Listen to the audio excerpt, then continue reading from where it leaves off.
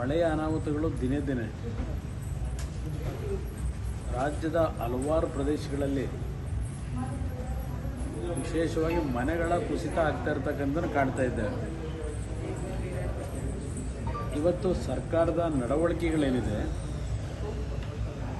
ಬಹುಶಃ ನಾಡಿನ ಜನತೆಯು ಗಮನಿಸ್ತಾ ಇದ್ದಾರೆ, ನೀವು ಗಮನಿಸಿದ್ದೀರಿ. ನಾನು ಮೊನ್ನೆ ಶನಿವಾರದ ದಿವಸ ಉತ್ತರ ಕನ್ನಡ ಜಿಲ್ಲೆಯ ಶಿರೂರು ಭಾಗದಲ್ಲಿ ಆದಂಥ ಒಂದು ದೊಡ್ಡ ಅನಾಹುತದ ಭೂಕುಸಿತದ ಹಿನ್ನೆಲೆಯಲ್ಲಿ ಯಾರೂ ಅದನ್ನು ಗಂಭೀರವಾಗಿ ಪರಿಗಣಿಸದೇ ಇರತಕ್ಕಂಥದ್ದನ್ನು ಗಮನಿಸಿ ಸ್ಥಳಕ್ಕೆ ಭೇಟಿ ಕೊಡ್ತಕ್ಕಂಥ ನಿರ್ಧಾರ ಮಾಡಿ ದೆಹಲಿಯಿಂದ ಹೋದಂಥದ್ದೇನಿದೆ, ಆ ಸಂದರ್ಭದಲ್ಲಿ ಸರ್ಕಾರದ ಜವಾಬ್ದಾರಿಯುತವಾದಂಥ ಒಬ್ಬ ಉಪಮುಖ್ಯಮಂತ್ರಿಯ ಹೇಳಿಕೆಗಳೇನಿದೆ,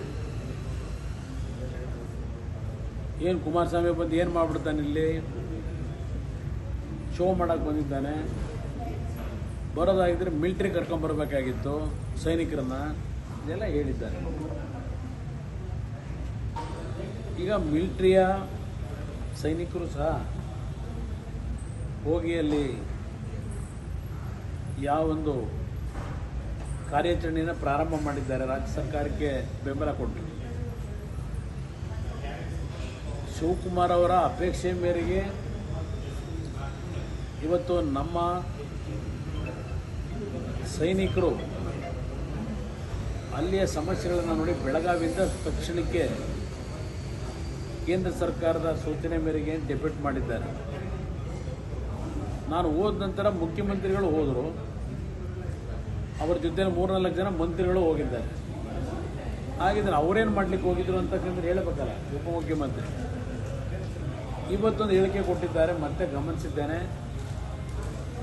ನಾನು ಕುಮಾರಸ್ವಾಮಿ ಅವರಿಗೆ ಉತ್ತರ ಕೊಡೋದಿಲ್ಲ, ಅವ್ರನ್ನ ನೆನೆಸ್ಕೊಳ್ಳಿಕ್ಕೆ ಆಗದೇ ಇಲ್ಲ ಅಂತ ಹೇಳಿದ್ದಾರೆ.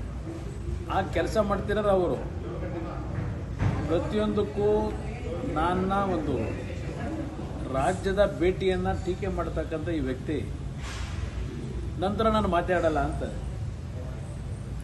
ಈ ವ್ಯಕ್ತಿಯಲ್ಲೇ ಒಂದು ರೀತಿಯ ಗೊಂದಲ ಇರ್ತಕ್ಕಂಥ ನಾವು ಕಾಣ್ತಾ ಇದ್ದೇವೆ.